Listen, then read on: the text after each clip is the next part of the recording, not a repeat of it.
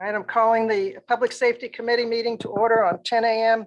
Wednesday, April 13th. Acknowledge that the press and public have been duly notified of the meeting in accordance with the Freedom of Information Act. First order of business is approval of the previous meeting's minutes. Motion to approve. Second. Any discussion?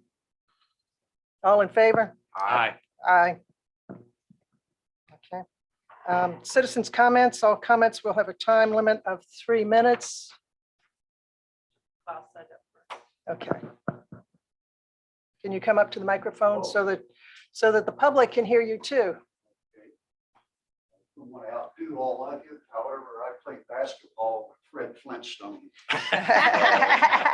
And my wife Roxy was a cheerleader. Oh, now. So just saying. Thank you. My name is Al. They're made out of rock. Is it hard to dribble those balls made out of rock? Well, no, we wrapped some seaweed around the There you go. outside and we got by, but we couldn't shoot more than a 9-foot jump shot. We were, if I may, please.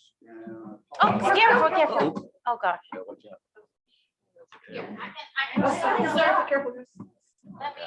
Let me help you. I won't. No, I didn't. I've already shot 3 minutes. I know. I'm sorry. You're okay. That's all right. Want to give you some handouts if I may, please. Roxy and I are representing the Williamsons at 6 57th Avenue, the Grimans at 14 57th Avenue, and our location is 3 Grand Pavilion. I have given you a schematic of the core resort at Wild Dunes. The situation that we would like to address to you is the violation of the noise ordinance that is being continuously abused by the resort known as the Sweetgrass Inn. There's a history here of over a year now of contacting the folks, trying to get a face-to-face with Rob Walker. It has failed. Rob did send a lieutenant of his to negotiate a 30-day mitigation period, which failed miserably. This is a situation that is festering, and we are very frustrated. I have read the noise ordinance. I think I understand it. I have provided the noise ordinance on 3 to 4 different occasions to Rob Walker at the Sweetgrass Inn. The number one, I am not here to brag about our properties. However, I'm not here to apologize about them either. They are our personal residences. They are full-time. You can see them noted on the schematic that I have given you with a green circle. These are our sanctuaries. We are citizens of the Isle of Palms. As you can see, the resort, which is blacked out, and if you follow number 48 to 38, and if anyone has trouble identifying that, please say so now. You can see that there are a number of pools that are adjacent to the resort itself. I have in my Artwork 101 showed you where a lot of the sound comes from the building that is in place. And in your handout, I have given you kind of and I don't mean this disrespectfully, but it's kind of an 8th grade handout, if you will, about how sound is amplified over water. Now, Al and Roxy didn't make this up. And just because I printed it off on the internet doesn't mean it's not true, okay? So what we're dealing with is we have an atmospheric environmental situation that regardless of what the Sweetgrass Inn thinks they're pumping out on their rooftop bar or in their ballroom, as that sound navigates through the area, it amplifies. And so 3 Grand Pavilion and 16 and 1457, we hear something louder. And if you say, well, how much louder is it? I don't know. I really don't know. What's the percentage? I don't know. Here's what I will tell you as I have monitored the sound the last 2 weeks from our outside screened in porch patio. It is anywhere from 50 to 57 decibels. And this is actually somewhat of an improvement because they don't have a musical area set up like they have a year ago, had all summer and into the fall. You can see the little orange dots. Those are speakers. They're Bose speakers. They sell for about $360 a pop. They're circular, they're 360 degrees. So why they're trying to direct sound beyond and towards us, I don't know. I don't have a clue. This is a situation where I've had to call the police. I'm on record, I don't know, 3 or 4 times. I need to know, number 16, the Williamson, that lady's about 85, 87. She gets awoken at night from some of the events that go on at the Sweetgrass Inn. Now we do too. So I asked her, I said, well, do you call the police? Well, no, I mean, you know, she's a frail, nice, old lady.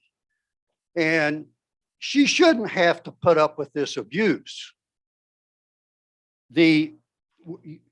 If you can imagine when 14, 16, 3 sitting out on our decks trying to carry a conversation, it's a little problematic, quite frankly. And if I wanted to listen to some of my music, I can't hear my music from the music coming from said facility of the Sweetgrass Inn. Now, gosh, timely about, I know we're not Mount Pleasant, but you all saw their issue regarding decibels. I'm not asking you to follow Mount Pleasant. I'm not here to say decibels need to be X plus Y minus C. I am not here for that. What I want is some respect from these people. I'm tired of being awoken at 12:30 in the morning. And then I get a directive, well, if you can't get a hold of me, get a hold of the manager. What kind of manager allows that to go on? I mean, am I supposed to be managing the facility? It's probably good that I don't. So this is the situation that we're dealing with. You know, you all are familiar with IOP 9-295 or -5 noise ordinance. Folks, we are frustrated. I'll try to entertain any questions if you have any. I don't think we'll communicate with you at this time. We take your comment and Okay. we will review it and get back to you later. Okay, that'll be awesome. Thank you very much. Thank you. Thank you.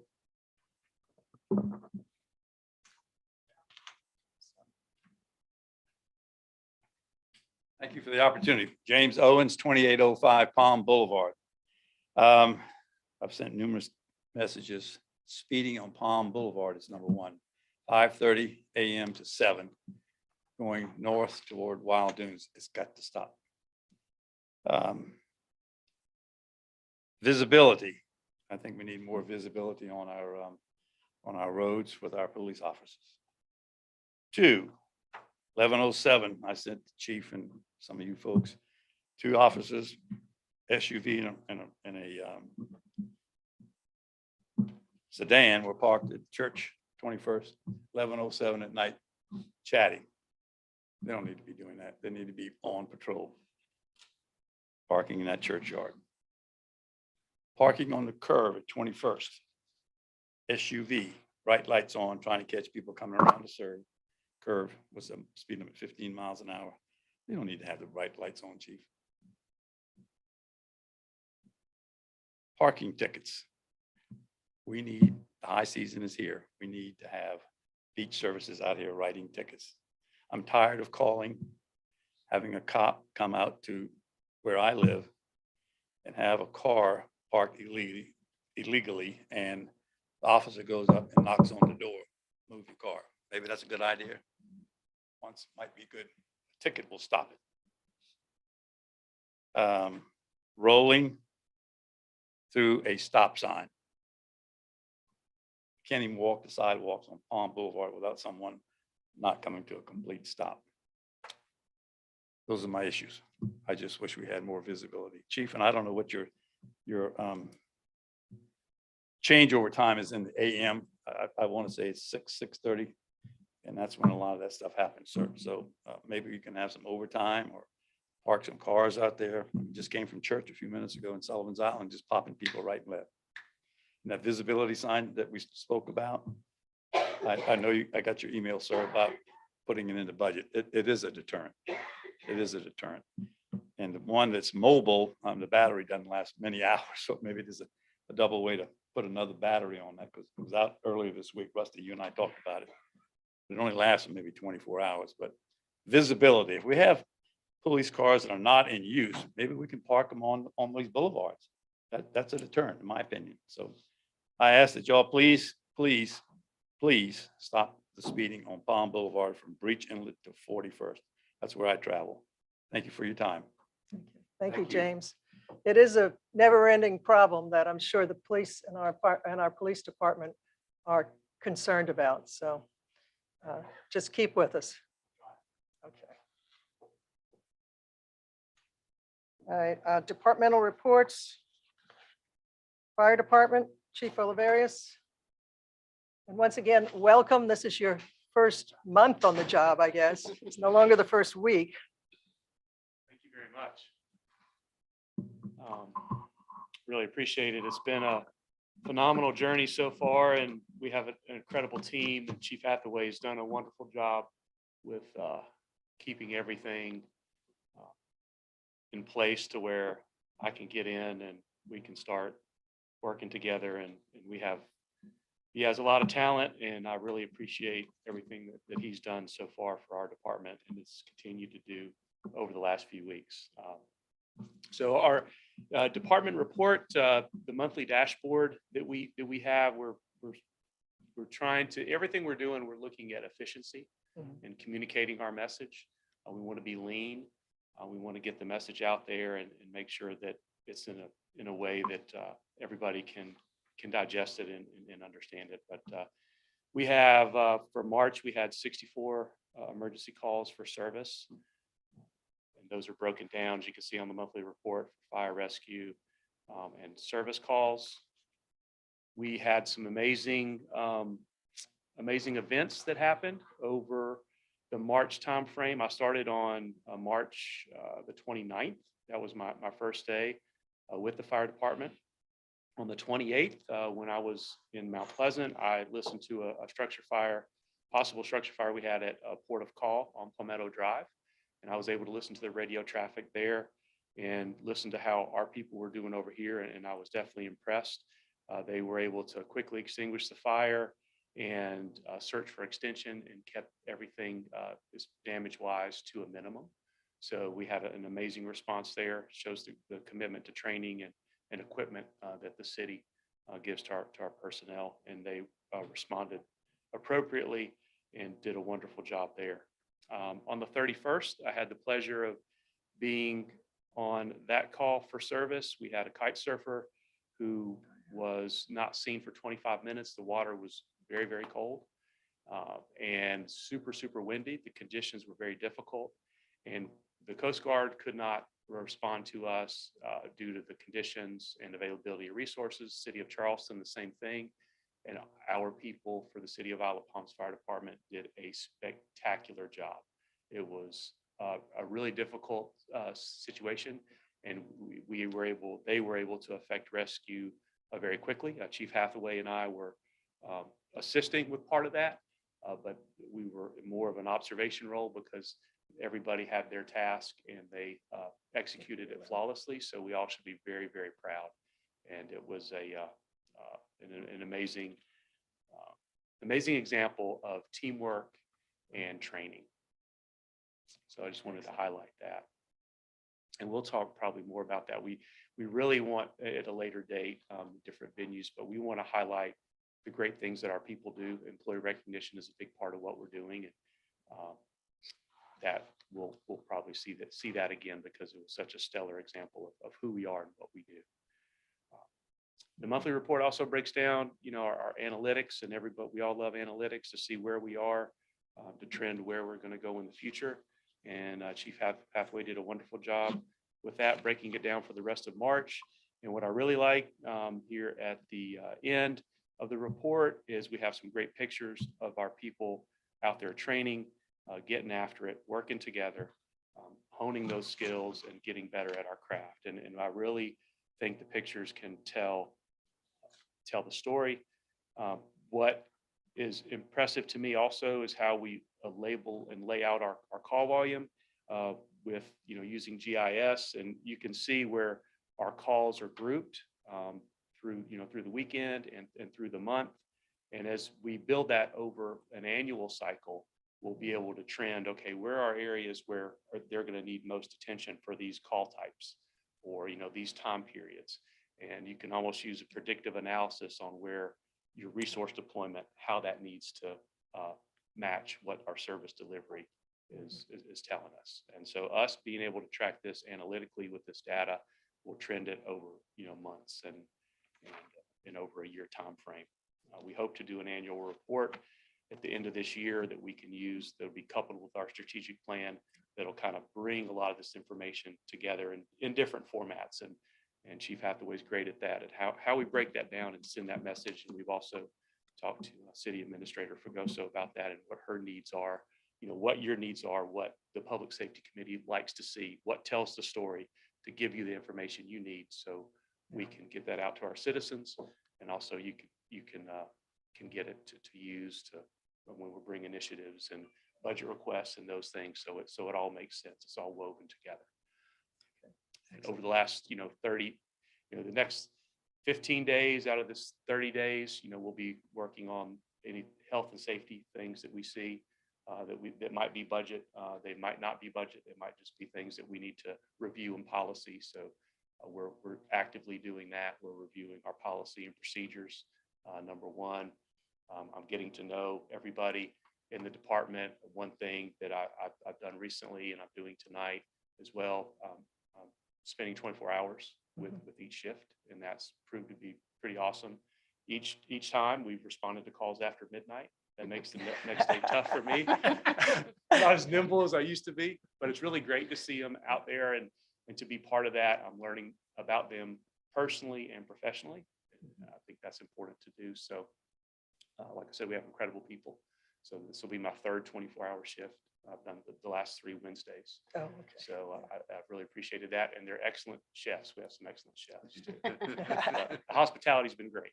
This is a wonderful place here at Isle of Palms. And we'd love to have citizen feedback too. When we do our strategic plan, we'll be reaching out to our citizens and business owners when we do that in November, December, later this year. Okay, great. One thing you might want to look at as well, something that came to my attention was when you responded to the fire at Porter call, next door lit up with what's going on? Is our island burning down? Because the response was so prompt and so extensive. I would love to find a way that we could post either on our own website or somewhere else information about those events, especially because it gives, you're basically calling attention to yourself and you've got an audience that would love to hear the good job you're doing at a time when it's appropriate, when you know what's going on and when you've got the fire under control. But that was just such a wonderful response. And you mentioned that the reason why there were so many sirens is because we had automatic response from Sullivan's Island and Mount Pleasant as well. Is that correct? So mutual aid. Mutual through- aid, through- Yes, okay. ma'am, through Mount Okay. Pleasant and automatic. Yeah. with Sullivan's Island. But I Would- think your department had already handled it by the time Yeah, they got to the scene, if I understand Correct. correctly. Our Correct. department, the city of Isle of Palms Yeah. firefighters had Yeah. already assessed and had already mitigated Mhm. the initial threat Yeah. and the hazard with the fire and searching for extension, checking for any potential rescues, making sure that those units were evacuated with smoke, that there was Yeah. no issue But it there. was great to see the response that yeah. There were two pluses there. Because it was a high-rise fire, you had additional help just in case. You didn't need it because we could handle it ourselves. Those are two very good gains for the department. And it also calms down the community and makes sure that they know that they're safe even better. The same thing goes with the kite surfer. That could have waited a while, but just telling us about that is just a wonderful story that says so much about your department, our department as well. So I would love to see more of that, where at least we could direct the public to a city site or something on your website if that's what you have. So. Yes, ma'am. We've had conversations with Ms. Fregoso about that, about different ways we can do. Yeah. Get that message out and start that process. So Yeah. You're exactly right. Ring doorbells, they have a wonderful service. We can tap into that and we can send messages through Ring if people opt into that. There are a lot of great things about, so if an event like that happens and you can do it where it's a localized area, so everybody on the island wouldn't get it, but in those areas where you might see that event going on, we can Mhm. send a message that, hey, this is what's going on, this is what we're doing, or what we have done to give people that information. We might not be able to do it initially, but it's something we can do as part of that notification process. Okay, great. Yes, ma'am. Love to hear more about that later. Thank you. Absolutely. Chief, on the departmental training, is the training mandatory for all of your team, or when it says assigned training for the month, is that something that they have to do? Is it mandatory or they opt out? How does that work? Correct. Great question, Mr. Streetman. We do have a mandatory training typically, and I haven't got into all our policies yet, but typically it's around 20 hours of training that needs to be completed per month. Okay. That gets us to our end goal of the year, but there's also additional training for emergency medical technician, OSHA training, things like, lifting and moving, so we, safety data sheets, with our chemicals, we want to prevent back and knee injuries. So that's, that additional 10 hours or so of OSHA training is in addition to, but through our Target Solutions platform, everybody has that assigned training and you have, that month where you can complete that training and you can do it at any time during the day. A lot of it is, PowerPoint web-based. Today, for example, we have a boat crew member class that they were doing at 9 a.m. They were doing that earlier. So there's a lot of training, which is multi-company, which means, you have both stations coming in, or, you have your ladder company and engine company, working together on training, and there's a hands-on component. So there's certain trainings that are hands-on and some is more, as you go through the PowerPoint and then you take a test at the end, or you certify that you have completed it. So we have different levels of quality control. You can put time periods on there. You can't just breeze through the PowerPoint. You have to spend the next amount of time. So that is a big part of what we do. And for readiness, it's very, very important to be refreshed because we're tasked with so many skills. And as you saw on the call volume, we talked about a structure fire in a multi-story building. We talked about a kite surfer out in the surf, and two of those things are two totally different animals. But you also have the medical component that's involved with that in both of those situations as well. So that individual had to be assessed medically. And we had to, coordinate with Charleston County EMS on getting a good, patient history and any treatment, for obviously very cold. So we got to look at hypothermia and those type of things. So it's a very dynamic environment here at Isle of Palms, and our firefighters have done wonderful adapting to it and staying trained up. So to your point, our training is our lifeblood in what we do. We see where we're weak and we see where we're strong. we go to our strengths, but we try to improve our weaknesses, or the calls that we may not get that often. So if we don't get that many structure fires, that means we need to train on those more. If we respond to 10 water missions every day, then obviously our training won't be focused as much toward our water missions. It will be focused to things that are a higher risk, but a lower frequency. I noticed on your departmental training photos too, I guess part of this training too was rescuing someone who'd gone over a bridge in a car, right? Is that? am I looking at Correct. that correctly, how you would rescue someone that's. Correct. Over the And a bridge. lot of that too builds on, say you may not get that exact incident, obviously, but what you may get is pieces and parts, or you'll need to pull that out of your muscle memory or your mental toolbox. So Right. it also builds confidence. It builds teamwork. And if you can do this, then when you get to something else, hey, you've trained for the worst case. This other thing that somebody may think is very, very difficult is not difficult because we've already been, 100% higher on the difficulty scale than what they might encounter here. Councilman Vaughn.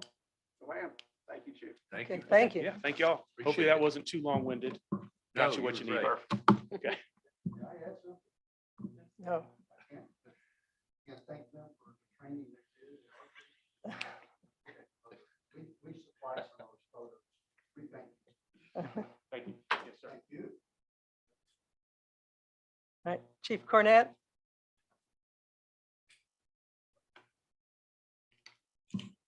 Good morning. With our incidents, you can see that we responded to 816 calls for service last month. That is higher than it was in February, but low compared to where we were in March of 2021. We are entering that part now where our calls will probably significantly increase at this point. You can see that most of our stats on here compared to February last month are higher. They are about on par with 2021, maybe a little bit lower in some areas. I will say we did write 127 parking tickets for the month of March, and we had 306 traffic stops. So we are putting a focus on traffic enforcement out there in the area. So moving on to the next page, I did want to point out before I move on to the next page, our driving under suspension cases significantly increased compared to last month and are higher than they were in March of 2021. Our DUIs also had a 50% increase for March of this year, which is also a 50% increase compared to last year at the same time. We move on to the next part. You'll see our department vacancies. We do have 3 openings in the police department. We do have 1 conditional offer out for one of the police officer vacancies. That individual is in school and won't be able to start until he graduates college. And probably will start in June. It still has to go to the academy, which means he won't be on the road and ready to go until the end of the year. But that's where we are with police officers. With BSOs on here, you see that we have 5 vacancies. I'm glad to say that we now have 4 vacancies and 2 conditional offers out for those. So, and both of those 2 individuals are in college as well and will come on board towards the end of May. Which will be great for us. That is great compared to where we normally are at this time of year. We are ahead of the game compared to what we normally stand at this point. Underneath that, you can see our DUI, guns, and drug charges. And the first quarter are going to be the dark blue one. That's the first quarter of 2022. And you can see where they fall in place with everything else. The DUIs are higher than they were for the first quarter of 2022, which is concerning because in 2021, we had over 100 DUI charges. And if we're already setting the bar to be higher than that, then that's something we really want to focus on and work with our partners at MAD and Highway Patrol to really see what we can do to prevent impaired driving in general before it gets to the point that we're making charges. Of course, we'll make charges and Yeah. stop them, but we want to, if we can find something to mitigate that before it turns into that, we want to do that. Chief, I know Am I too that, far away? no, no.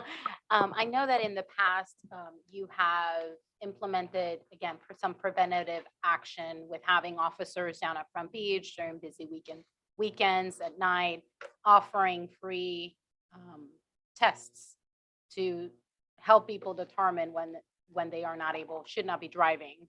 Is that something that's planned for this summer as well?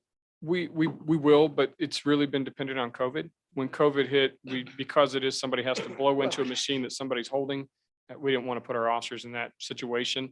But we'll monitor that as long as staffing gives the ability and COVID numbers stay down where they are. We certainly want to get back to that. It is a great, because a lot of people come out and they don't realize that they're over the influence, or they're under the influence and over the limit. And so if we could educate them before they walk to a car, a lot of times what we saw is they'd blow into it thinking they were fine, and then look at us and go, I'd like to get an Uber. And we'd say, that's a great idea, so that we're not your Uber somewhere you don't want to be. Yes. But great point. We will continue to go to that. We really focus on that too. During the summer, those holiday periods, we get to the 100 deadly days of the year. And then we focus on it again towards New Year's Eve, Christmas, all that area, because we do see an influx in impaired driving at that point as well. We've got spring break now too, so. We do have And I- spring break. And I hope the increase in tickets means that just stricter enforcement too, because that makes us all feel safer.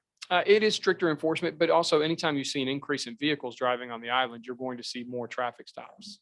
That's just Good. the way it typically goes. And it's following the same flow we normally see for traffic stops. You'll see more next month. And as the summer Yeah. goes along, you'll see more and more. And then it's great around September, October, you start to see those decline a little bit, Good. which it just Excellent. follows our busy season. Same thing with parking citations, which is our next one. You can see in March of 2022, it's the green one. I realize that graph is getting a little busy and it's probably hard to see. That's why I keep the numbers at the bottom, so that you can kind of see where we fall with our parking tickets and where they're at. We will see in April, you'll see an increase in tickets. And then of course, May, you'll see more. And we track it through on there, January and February, because those are our down times. And then March through October, we keep that separate because that's our busy time. When do we start doing the white line again? The 4-foot line? We will start that probably mid-May. Typically, we want to do that before summer really kicks off, but once we realize schools are getting out and things like that, we'll step it up. Sometimes if we're expecting a really busy spring break, we might put it out that time. And this one's been steady, not as busy as it was last year or the year before. So, and we expected it to be a little bit busy. But mid-May is where we always start putting them out there. Parking has not been an issue yet along Palm Boulevard. I drive it every day, so. It's not been, and I've been watching it. I try to make it a point to drive through several times a day just to make sure that I'm seeing how we're looking and how busy we are, because we could tell a lot about parking in the municipal lots, and then parking on Palm Boulevard tells us how our beaches are going to be. Thank you. Underneath that, you see animal control. Our stats for animal control calls for service were higher in the first quarter of 2022 compared to 2021. I'm not sure where that's going to go for us or anything like that, but that's kind of ebb and flow. We'll see more of that pick up again. Now it's warmer. More people are going to walk their dogs on the beach, and we'll get more calls or things like that. We did have one individual leave a car or a dog in a vehicle with the windows up last week, and that is not in this one, but we did issue that person a citation for leaving the dog in there. I think a lot of people don't realize that the temperature outside does not match temperature inside of a vehicle. It gets hotter in there faster, and we have a way to calculate what the temperature inside that vehicle is. And so we always write that on the ticket. And we did have one of those. You can also see in March where our calls for service forward for animal control, the type of animal, and other can be anything that's not listed there. You name it. Snakes, we've picked up on snake calls, but they're not on here yet. You'll see that in the next month. Birds pick up. We've started to see more birds that are injured on the beach. And something else we have coming up will be that our shorebird class in Wild Dunes is coming up, because we're almost at that point where we're going to see those least terns return to the island and start nesting on the northern part of the island. So we really get an education program at this time to say, hey, keep your dogs off that end, because they start to lay those birds or that lay their eggs. And last year, I think it was a success to them, but they only had 10 hatchlings that actually survived. And to me, 10 is really a small number when you've got an endangered species, but when it is endangered, it's also a large number at the same time. So just something to keep in mind. Are we getting many, if any, coyote calls? We had 3 for the month of March, which is higher than we did last year or last month, but still lower than we were last year. Let me look on the front page. I can tell you. I'm sorry. This time last year we had 1. We started to see the increase probably more towards May and June. Remember, we shot up from low numbers to double-digit numbers. We're trying to keep a focus on that now to make sure that if we find any indication that we're going to have an issue where we've got nests or dens that are in place, that we're going to address those sooner than later. We have a pack of coyotes between 41st and 42nd, and every time a siren goes off, they just go crazy. They love that. And I'll make sure we check that area too, because if we can take care of the packs and get them taken care of before they start breeding and we They see do a lot of increases. yelping when the sirens go off. That'll make them easy to find anyway. So we'll just ride through there and turn our sirens on until we find them. Yeah. You can see the rest of our stats on there. The next page, you can see the heat map, tells you where our incidents were reported and documented. I do want to point out, you see the blue one at the end of the connector. That's not a one that we've seen here frequently, but we've been doing a lot of enforcement on the connector. And so sometimes when they stop them, the point that gets put on the incident is going to be Riviera and the Isle of Palms connector. So it'll automatically put it in that area. Then you can see the crime class types broken down on the next page. And then the last page will show you the red area on the map, the crime types for that specific area. Are there any questions? Chief, under the animal control type, I'm assuming other is where coyotes are. Yes, sir. Coyotes have been there, but like I said, those numbers we have 3 of those. Right. I mean, I just, since coyotes is a We could particular move- concern, maybe we can break coyotes out separately. Absolutely. Good point. I noticed those cats keep eluding you. Cats are an interesting topic in general for animal control across the state. I know it's a little bit off subject, but do we have a bobcat problem at all on the island? 'Cause there's a big one in Mount Pleasant, I'm told. Nobody has told me about a Okay. bobcat issue. If they are, I think we're just considering it a house cat. I don't know. We haven't had any calls about one. Well, good. It's just a really big house cat, maybe. Sometimes people won't call, they'll talk about it. And then we'll hear third hand. I haven't even had that happen, but please, if anybody knows of a bobcat issue, let me know. Because it could be something we have to deal with. Any other questions? Thank you, Chief. Thank you Thank so you, Chief. much. Thank you, Chief. I'd just like to remind the public that we have 2 very extensive reports from our police and fire chiefs online under agendas and minutes, isn't it? That they can find it. Yes, ma'am. And so if you really want detailed information about what's going on in the police and fire departments, please check our website for that. All right, old business. We'll have an update on the study of the modifications to the Isle of Palms connector to include assessment of alternative configurations to improve traffic flow, pedestrian emergency access, and expanded scope for corridor study. And this is Yeah. Administrator Fregoso. Yes, happy to provide an update. So this is an update on the IOP connector study, which is the first phase of our collaboration with SADOT, if you will. The corridor study hasn't started. It'll start after the IOP connector study has been completed. SADOT started collecting data on the first phase last weekend of March. They're currently reviewing and analyzing that data.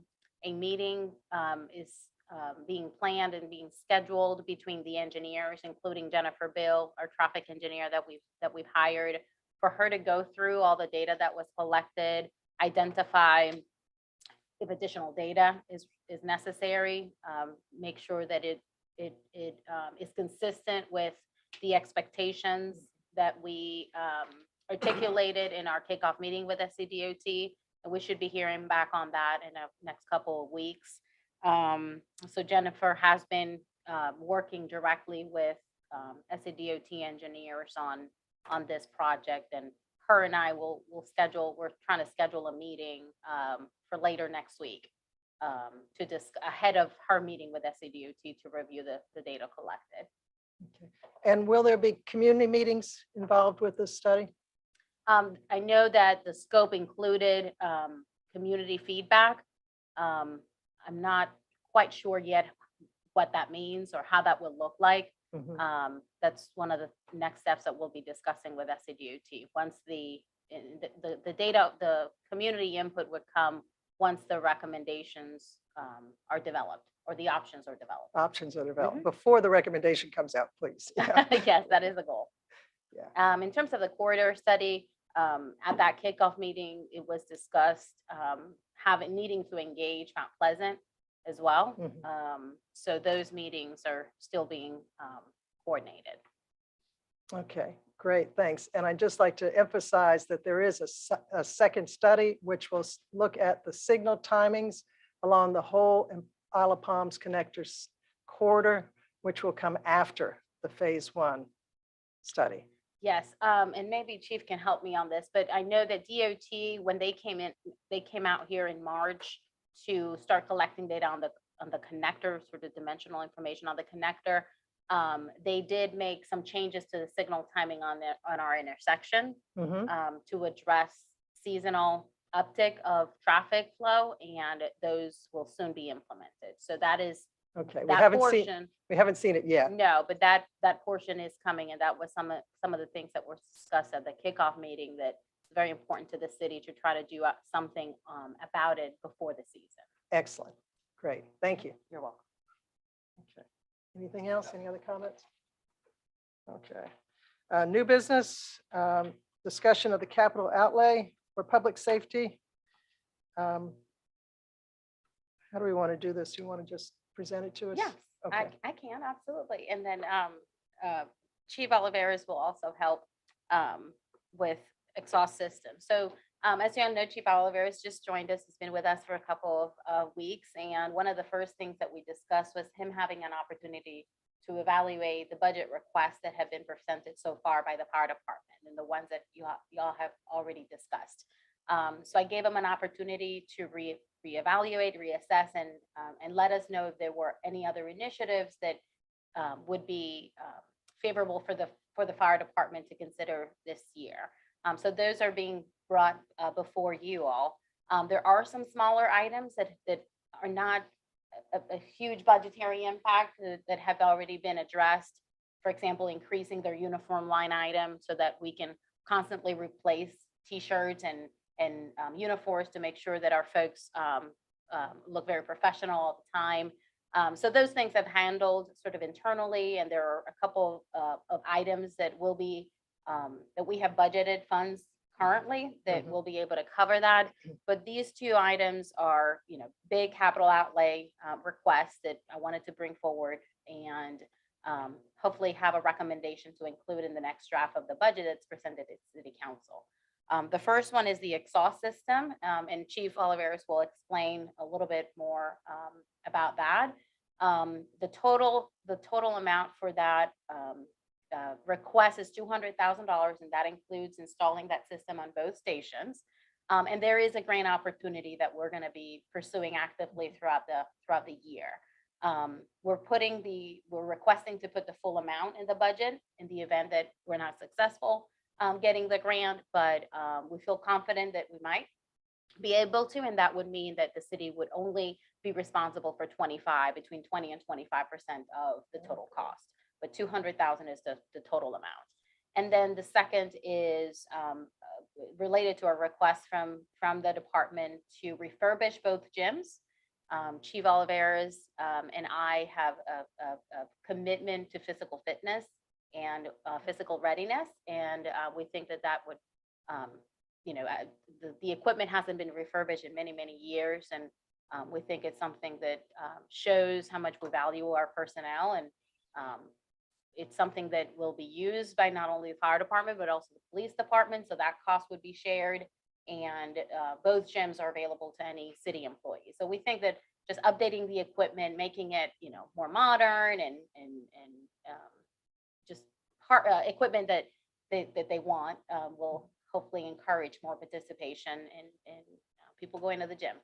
So with that, in case y'all have any questions, I'll just ask Chief Oliveras to come and sort of present the exhaust system request in case there are any questions. Thank you, Chief. And in your packet, we've included some pictures that depict it. Hopefully that helps. So Oh, the yes. first request that's noted were the direct source exhaust systems to capture diesel particulate matter and the different gases that are the byproducts of a diesel engine with that compression, with that combustion process. So that is when we had Trident Construction come in and do everything that they did, and when we constructed our stations, everything's to code. Everything is to code, but as far as best practice and what the standard is, the exhaust systems, the direct source capture is the best way to eliminate those carcinogens and the DPM, the particulate matter that a diesel engine will emit when it's in operation, but also as it cools down. So as it cools down, you will have those particulates that will be through heat as it's cooling to be released through the exhaust, through the tailpipe and into the apparatus bay. And our people, our personnel, we do lots of station tours with the public in the apparatus bay. Our people are in the apparatus bay for quite a few hours each day, doing training, checking off equipment, maintaining equipment. And then we also have our office space for public safety, living quarters for firefighters, and storage of PPE in rooms that are adjacent to the apparatus bay. What do we have now? Great question. So what we have now is to code. It is a system of fans that are placed in the apparatus bay. If it reads carbon monoxide, not particulate or any other gas, it will activate. Those fans will turn on and remove the carbon monoxide. And that is to code. So we are to code, but industry standard and best practice is we do a little bit, have a different engineering control, which would be the direct source capture. City of Charleston did it quite a few number of years ago. They retrofitted all their stations, Wentworth, downtown, all those old Cannon Street, the historic stations. Mount Pleasant did the same thing years ago. So it is proved to be an engineering control that is definitely worth the investment. And do the fire trucks idle inside the station or not? What we'll do is we'll do that outside. Okay, You can turn on the apparatus, have it idle, check it off quickly when it reaches a certain temperature, because you don't want those hoses to get degraded with heat. But you can, start the apparatus. Everybody's getting on the apparatus. The captain's looking at his, mobile data terminal to see, okay, this is our call. This is what we have going on.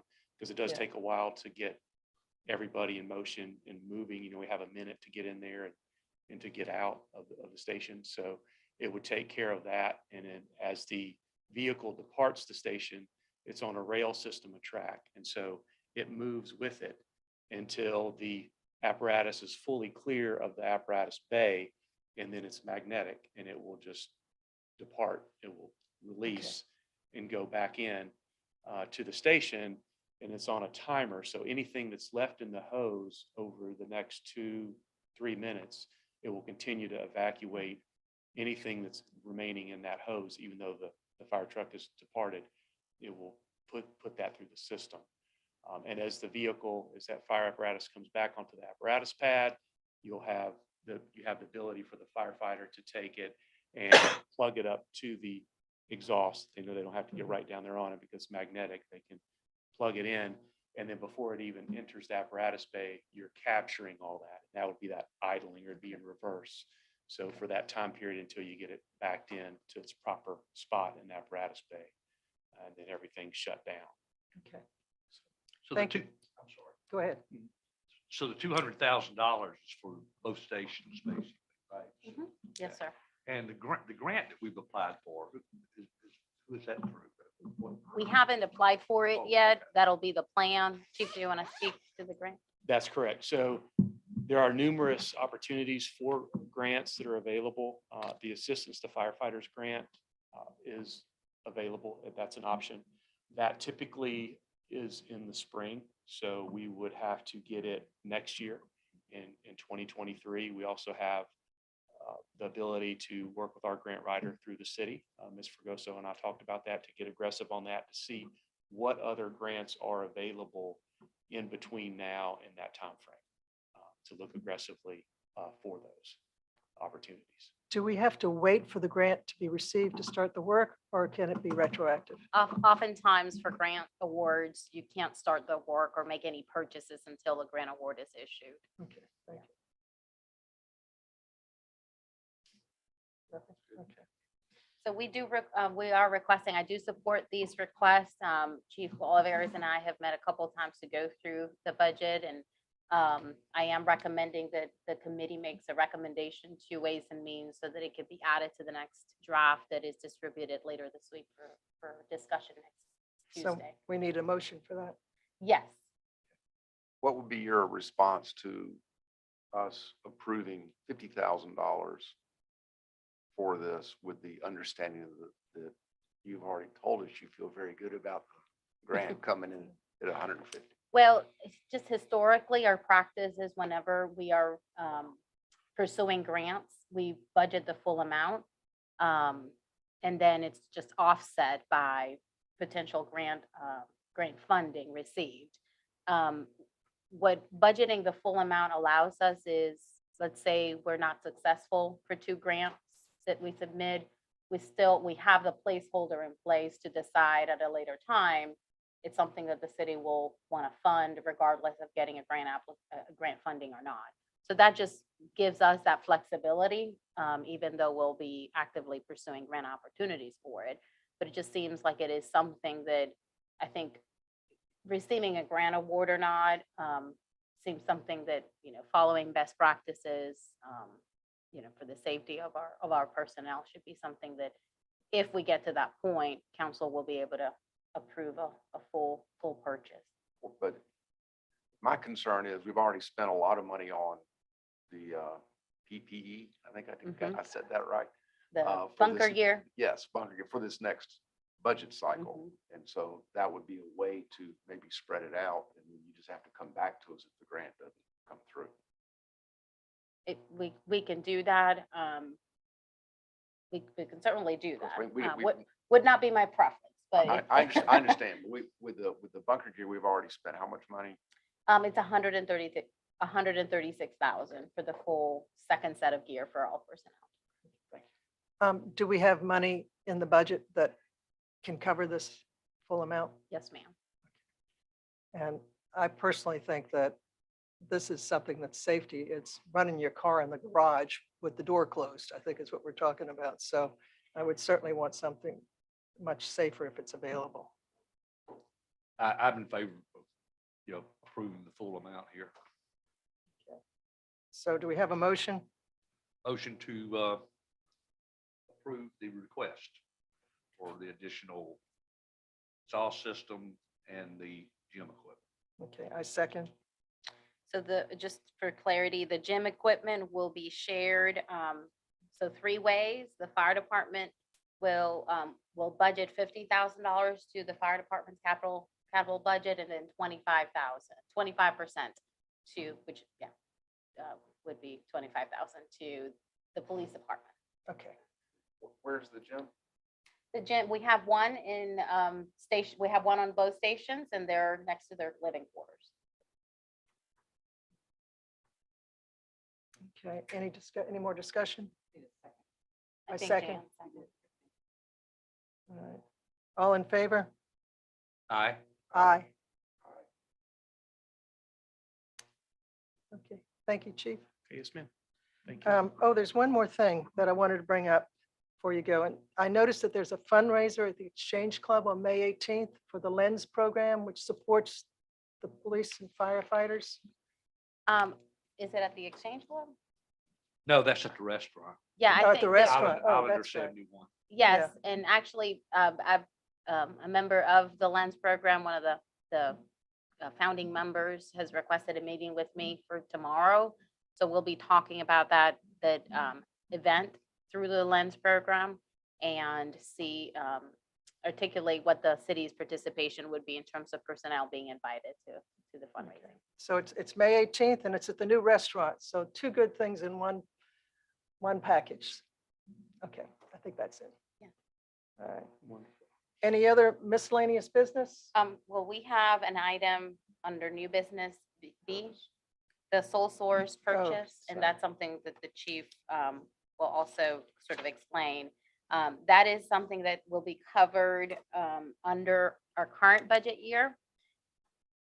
We have about $94,305 in our maintenance contingency fund for fire department. And this is a request that has been made to install this alerting system for both stations before the end of the fiscal year. So Chief, do you want to? Sure, absolutely. Yeah. And two things before I hit that, to Mr. Streetman's question about the training. So physical training is part of what we do every day as well. So we are going to be aggressive about that. We are going to make that as part of our policy, where you're required to do 1 hour of physical fitness, each shift, because that is part of training, being operationally ready. It also relieves stress. It helps physically and mentally to do those things. So we want to make those spaces, the cat's meow, what they say. So everybody can go in there, no matter if you're squatting 300 pounds, or you just want to work on flexibility, or you just want to walk on the treadmill. That it's a bright, clean, inviting space, and it's modular. So if you're not feeling so hot one day, you don't want to do X or Y, you can get in there and have options for all city employees. And then the second point I wanted to mention is about grant opportunities. We're already laying the groundwork for grant opportunities in the future, and we're going to be very, very aggressive about that. I know in my interview, we discussed some of that during that process, but Chief Hathaway yesterday took firefighter Hogan, I believe, up to North Charleston for the Harbor Work Group. And we're going to be aggressively pursuing grant opportunities through the Port Security Grant, through the U.S. Coast Guard and FEMA for marine assets or other things that we may need, and working with our police department, the same thing, to make sure we leverage our resources and enhance our capability and don't duplicate efforts. And so we know how budget works, and we have to look, to the future, and we have a lot of priorities in the city. So I greatly appreciate the consideration and the approval of these items, but I also want you to know that we are aggressive in looking at how it can be more efficient operationally, budgetarily, but also where can we find those funds. And we've already started to lay the groundwork for that when that opportunity comes open in the March, April, May timeframe of next year. So we're trying to grease the skids, as they say, and get everybody prepped and get our stakeholders involved. Okay. So I just wanted to mention that. Fire station alerting. As the fire service has grown and public safety has grown over the years, so the county moved to a consolidated dispatch center. So where all our emergency calls are obviously through the Consolidated Dispatch Center. We don't have our own dispatch centers now like we used to throughout the county, with all the different municipalities having their own. So for the fire department, for us, it's very important to get the information for the call, the resources assigned, get in that apparatus, read the call notes, get everybody dressed out, leave the station safely, and get to our destination ready to work with as much information as we can have and as quickly as we can get there, because time is of the essence in our business and our profession. It's very, very important. So what the Purvis system will do, it does a multitude of different things. It has a bunch of different capability, but it will put us on par and to the standard with all the other county fire departments.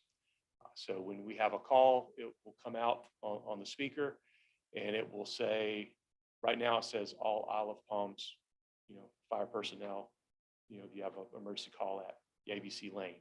What it will do in the future is it will call the most appropriate resource based upon the call type and the amount of resources. So that way the battalion chief or the captain, they don't have to figure out, okay, I need to send, truck 1001 or this truck, or I know they're in training. It takes a lot of that out of the picture and allows you to focus on reading the call notes. Okay, the wind's doing this, the waves are this, traffic is this. You can focus on those other things to make yourself more efficient in your response. And it's the county standard. The county has a sole source agreement with Purvis Fire Station Alerting. for that purpose. And that will allow us to be up on par with all the other county standard. If a Mount Pleasant unit or City of Charleston unit or someone or another unit comes over to us and they're in our station standing by while we're busy at a call, they will get dispatched like they do normally in their home area, and it'll be much more efficient. So we'll have less likelihood of missing a call Okay, if they're standing by. Mhm. my question is that it looks like, was it funded in the FY '22 budget? So not this particular project. We, as you recall, we started a couple of years ago adding a provision that's equal to a 1% of the insured value to each department to address either maintenance or capital purchases as they arise. Mhm. It just gives us that flexibility to when things like this happen, to be able to have a funding source for it. We are 2 months out of the year, so there is still, this fund is used for maintenance type activities.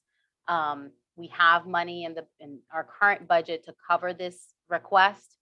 So that is what we're recommending the allocated funding source to be, so that they can go ahead and get this system purchased and installed, hopefully before the season. Okay, so for this one, we have the money before we spend it.